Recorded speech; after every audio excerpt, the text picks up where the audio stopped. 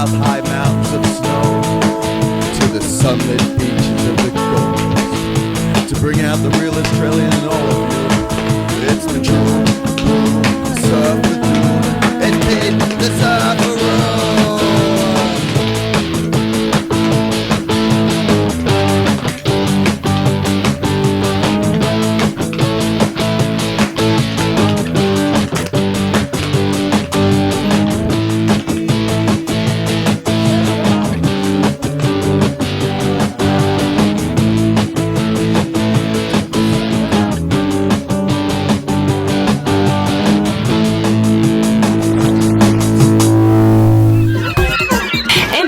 Plus presents Pete the Surferoo.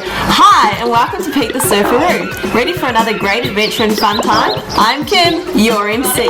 What you are about to see is a real true blue Australian family viewing visual series with interviews, fun-packed, light-hearted humour, learning experiences, and it's all full of laughs.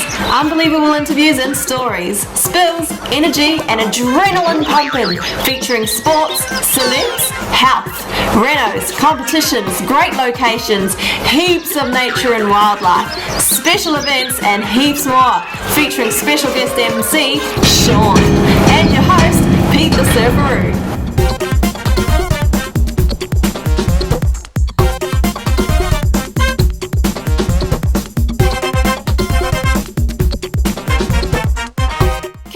Relax and enjoy as Pete takes us out to sea with some huge close encounters with whales, dolphins, turtles, birds and more on Pete's Gold Coast Adventures. Then we go out and check out some special events from around Australia.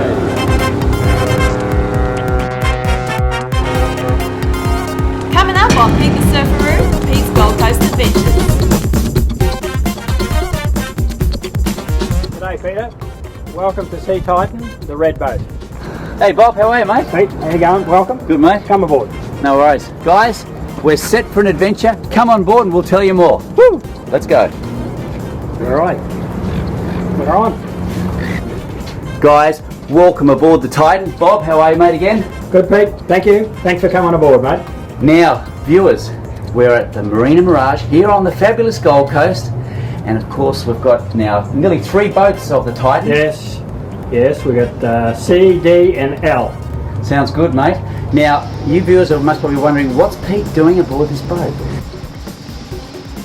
Well, let's just put our hand behind here. We're not going to show you yet, but it's a favourite Australian delicacy and we all love the food. Mate, one for you. Thank you. One for me. Yeah. And what do you reckon guys? The favourite prawn.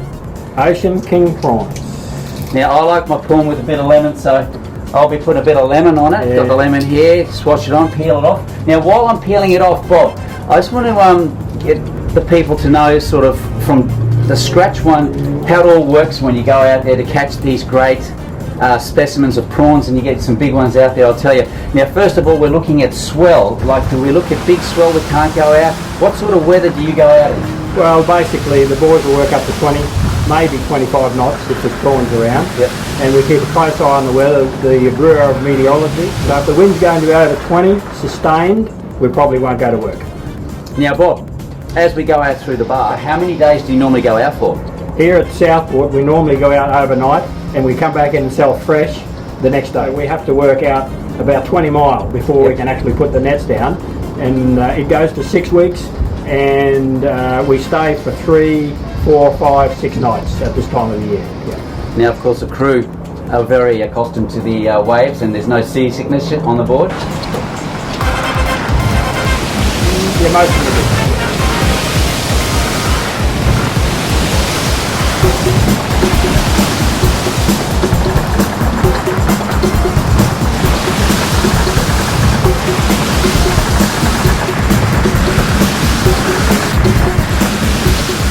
Normal times of the year, you can fish basically anywhere from 2 mile. Mm-hmm. There is a closure that you can't fish inside 2 mile, yep, because that's where the juvenile prawns are, yep, and we don't want to be killing juvenile prawns. We want to catch the bigger prawns.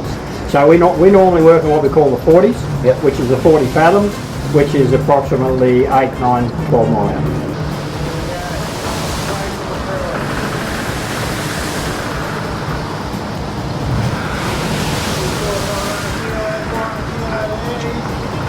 Now, do you want to go through the process of how actually the prawns are caught, mate?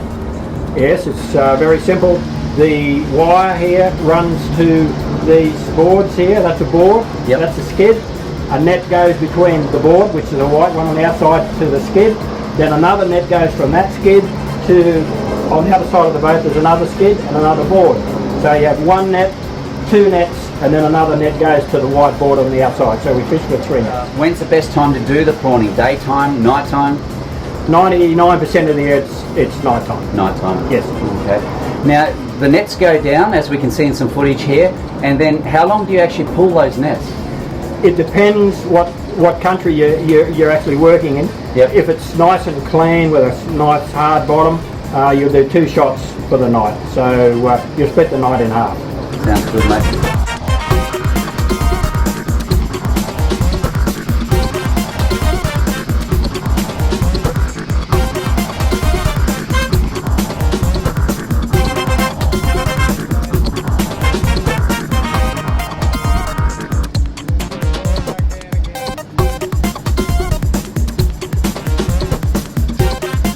Now you've got special TV scanners there to tell you the depth and where the prawns are. Yes. If you have a look on that depth sounder, there's a dark or shadow outline above. That's all prawns. Wow, that's amazing, mate. Now, for the last week or so, you've been having some really good catches, as we can see, mate. Like 3 or 4 of these big bucket loads full, mate. Yeah, we caught just over 400 kilos. Wow. Now that's a massive catch, mate. It is. Yes, if we could do that every night, it'd be good. But it doesn't happen like that. Now, I've seen some of your prawns, mate. They are massive. What's the biggest prawn you've ever caught? The biggest prawn we ever caught at $30 a kilo was $6.40 for one prawn. For one prawn, mate, Yeah. that would have been massive. It's like, how many boys do you take out there to do the job? 2, just 2 guys? Yeah, 2 blokes on the boat. Yes. Okay, so we've netted, we've brought the prawns aboard. They're actually in the big tray just behind us here. We've got this big blue basket. Now, as we can see in the footage, what do you actually do with the prawns with this, mate? Well, it's what they call a basket. Sometimes, if they haven't got a prawn washer, this boat actually has a prawn washer, an automatic prawn washer. They use the water and they scrub the prawns, wash the prawns to get all the grit out of the prawns in these baskets. Now, as we can see, the washing, is it washed with salt water or with fresh water? All ocean water. Yeah. All ocean water, Yeah, clean okay. ocean water. Yeah. Okay, and you keep washing it for quite a while, we can see here, to get rid of all that plankton and everything, eh? Yeah, probably 3, 4, 5 minutes to get all the grit. So when people eat these nice fresh prawns, there's no crunching. It's just all nice, beautiful prawns. Mate, good stuff, fresh from the ocean, mate. Now, another thing too, as I'm just checking out here as we went out to sea, the back of the boat freaked me out a bit, man. You know, the whole back of the boat's full of water now. Is that natural, or is that the boat sort of going down? Well, no, on that particular boat, that's a good boat because there's a lot of boat under the water. It's very, very low to the water, and it doesn't roll. It just sits in the water. So consequently, the water washes over the boat. No, that is a good thing. Okay, so we're safe on that one, mate. Yeah, we'll get home on that boat. No problem at all. Sounds good, mate. And then what happens after the big tray? Okay, that's the sorting tray when it's let down. Yep. They sort the prawns into a size. On the Gold Coast here, we sort 3 different sizes: small, medium, and large. Yep. And then we also sort out a soft. So they're sorted into their buckets. Yep.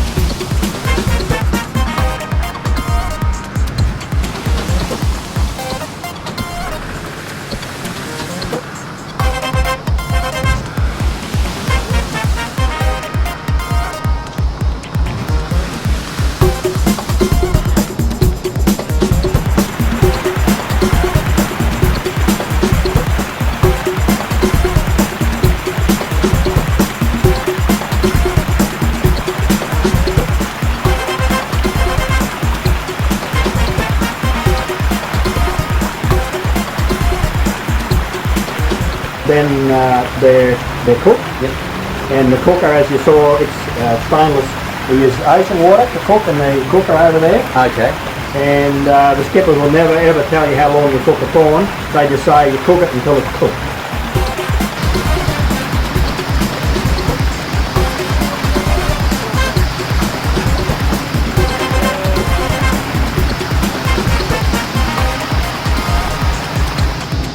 Mate, that sounds good. A bit of a secret there, eh? That's about it, yeah. Now you do some prawns cook and some raw. Yes, there are customers that like the green prawns.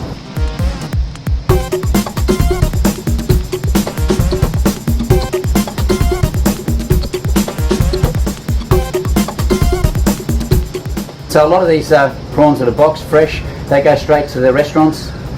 Yeah, most restaurants and the like, they like to have their prawns snap frozen in 5 kilo boxes. Okay. And I'll deliver them frozen in 5 kilo boxes, yeah. They're all washed, cooked. Boys might eat a few too. There's one bloke here, I reckon he eats 4 kilos a night. Okay, we've done that, eaten, we're full.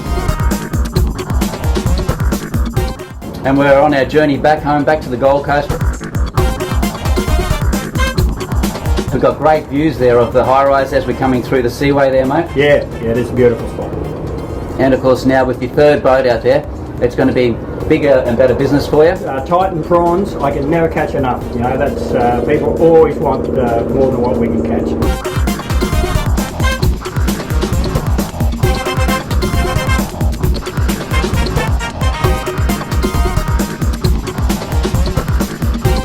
Mate, it's been a pleasure talking to you. Thank you. Thanks, Peter.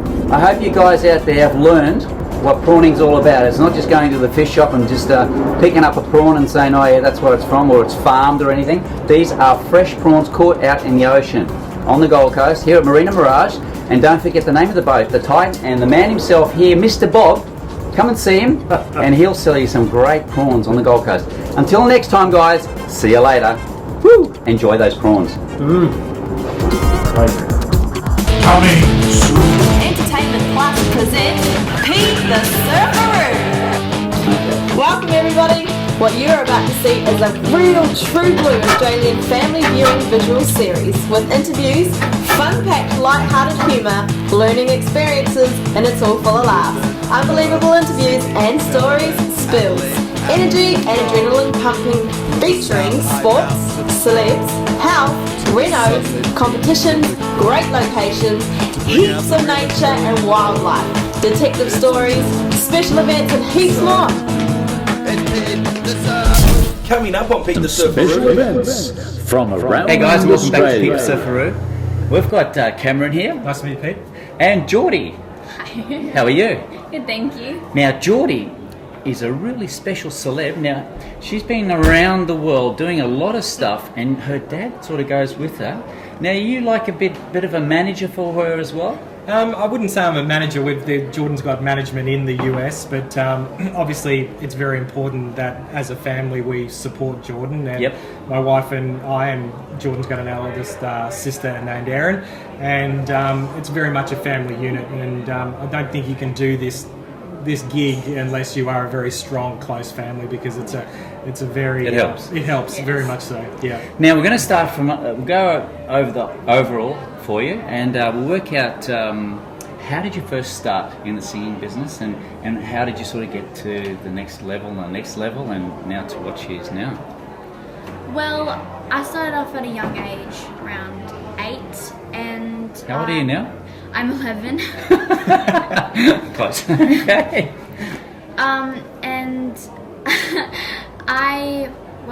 me and my family, I guess did show projects, and one of them was called According to Jordan. Okay. And it was starring me, I guess, as a little fairy, like animated Cool. fairy, well, I turned into an animated fairy. So it was Kitty, and that's really where it all started, and I recorded the songs to go into that show, and that's really where it all started. And how did you get to the fame bit? Was it on YouTube like a lot of people do, or did you do it through TV or elsewhere? Actually, I was actually performing On the Gold Coast at a benefit on the Gold concert. Coast at a benefit concert, and my manager, he was actually in the he wasn't my manager then, but he was in the crowd. Yep. And really, he saw me and he just thought I was very good, because he was actually there for another girl, look at another girl. Cool. But he saw me and he thought I was really good, so... Wow, congratulations. Yeah. eh? So he talked to my dad, and well, here I am. Now, for a lot of people out there watching it, and because singers nowadays, I mean, that's number one. Actors, so they all start off somewhere, Neighbours and whatever, but they all branch out into singing. Now, a lot of people out there are going, wow, now, lessons, have you had many lessons, or was it just natural to you? Because a lot of people get a natural and they just zoom up there. Well, I did have lessons. I've had heaps of lessons. I've had to start at the beginning again. Yeah. It's been extremely hard work, but Yeah, I think the thing is that if you're doing anything in life, you've got to put in a lot of hours, and to become proficient at anything, I was at Belmont University in Nashville, because that's where we've been living for the last 3 months. Wow. And whilst Jordan's been touring the US, and I think he was saying that you've got to be putting in around about 10 to 15,000 hours to actually become proficient in yeah, and it's a lot of time, and it's a lot of a massive investment from Jordan's point of view of what she's got to put into her craft. Yeah. Now, how about schooling, and do you get a teacher that goes along with you, like all these, and just enjoying every moment? well, at the moment, I'm still in school, and I do go to school. I go to St. Stephen's College. Okay. But next year, since we are relocating to America, I'm going to be getting homeschool. Cool, that sounds good. Now, where have you been around the world? Like, you've been to America, you've done Australia. Where's your favourite place? Oh wow, that's my favorite place. I haven't been to it, but I've always wanted to go there. Yeah. Is Paris. Paris. I love Paris so much. Merci beaucoup. now your singing has taken you right around. Now, how far do you think it's going to go before it just hits big time? What do you reckon, Dad? Look, I mean, I think this is not about a sprint, it's about a journey, and that's the way we approach it on a day-to-day basis. Yep. We're very, very fortunate that we have some very, very high-profile people looking at Jordan on her acting side as well as her singing side. So I think from that perspective, we was just one foot in front of the other. But look, all the writing is on the wall that there's something very big sort of going to be happening over the next 6 months. That's great news for us Aussies. It We're is. getting out there. And We've the got so wonderful many. thing about Australians, especially in the US, is that they're just so loved and embraced. And I think it's a great work ethic that we have here in Australia. And you've only got to look at, actors like Hugh Jackman and those sort of guys that really lead the way. I mean, and it's a wonderful opportunity that she certainly has in front of her. And I think fortunate for Jordan that she was on the set of Disney, and it's not a usual thing where we're actually brought down onto the set. We met all the casting directors, we met all the creators, the writers, the coaches. We got set up in directors' chairs. They fed us, and which is an unusual circumstance. And from Jordan's acting manager's point of view in LA, he was sort of saying, well, this is very unique. So that's great news. Like multitasking, you've got to know everything nowadays. Yeah. Behind the camera, in front of the camera, singing everything. The more you know, the further you're going to go. Yes. Very much so, yes. But I think one of the great things was that whilst she was on tour, she got to meet some amazing people like John Michael Montgomery, who was 15 times #1 record-selling artist in the US for the country music scene. She got to open the NASCAR. Iowa Speedway for the truck series. So how are you handling it all now? I mean, such a young age, and you're already out there.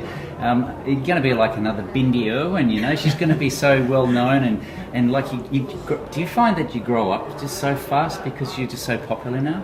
Well, I've got, I guess, I don't grow up fast. I mean, I try not to. I've got, I guess, a work side of me, and then I've got like a kid side of me. So That's good. That's good. It is good. It's a good thing to have. So I've got, when it comes to work, I've got my work, and I'm professional, and I'm onto it. But then when, I guess, behind the scenes, it's like kids, and I'm like doing kid things and stuff. That sounds great. You've got to have that medium, hey? Yeah, it's very important to have that balance, and I think that's one of the great things that they see in Jordan is that she's got the ability to turn it on when she's doing things professionally, and then she's got the ability to turn off where she plays with her dolls and that's great. Sims and doing all those sort of things. So, which is important to have that balance. Yeah. So you're going to be singing tonight? Yes, I am. You are. Now, for our audience out there, what about if we get you to sing on our show? Sure. What do you reckon, guys? You might see her now, but I reckon in a short while she'll be hitting the big time and you're going, wow, I know that girl. Well, guys, I won't hold you up. I know you're really busy. Got to have a bit of social time too. Yeah. Pleasure speaking to you. Thank you, much appreciated. And good luck out there. You Thank won't you. need it. Great voice that she has. And we'll see you next time on Pete the Surferoo.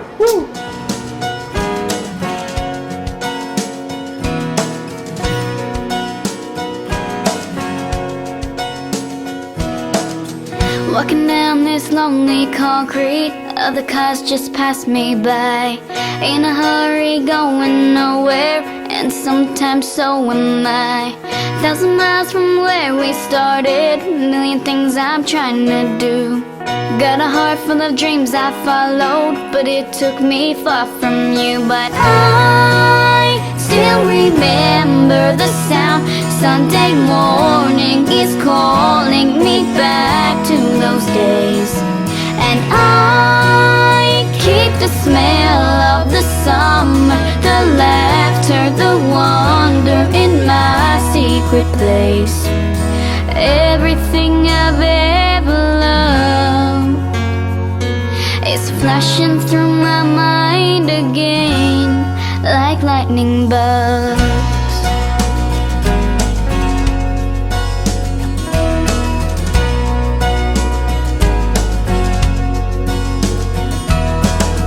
Late at night it whispers to me, but I'm laying there all alone.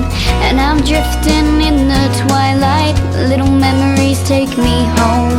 This big old world keeps spinning, but I've got no time to waste. So I'll just down my latte and get back to the race. But I still remember the sound.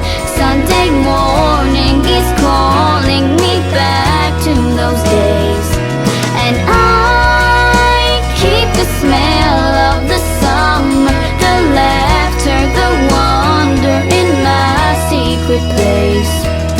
Everything I've ever loved is flashing through my mind again, like lightning bugs.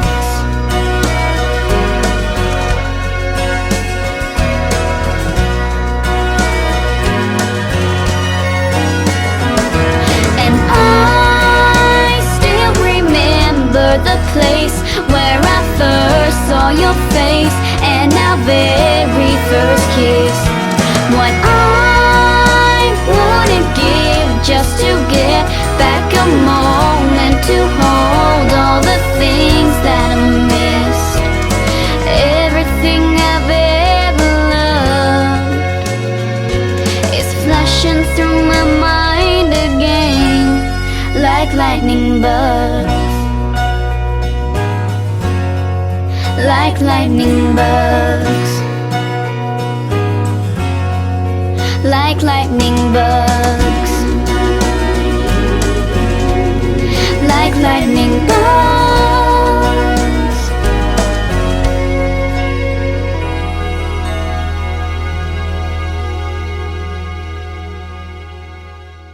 It's that time again to say goodbye from Pete the Surferoo and his team. I'm Kim, your MC. Keep it G. I'm Sean, your MC. Till we meet again, bye.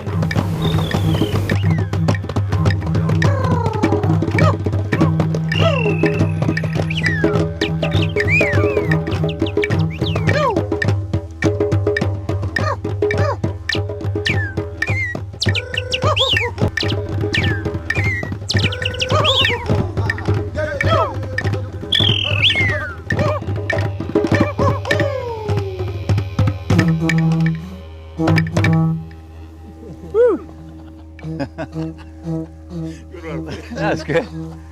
Thanks, guys. Thank you. Mate, that was unreal.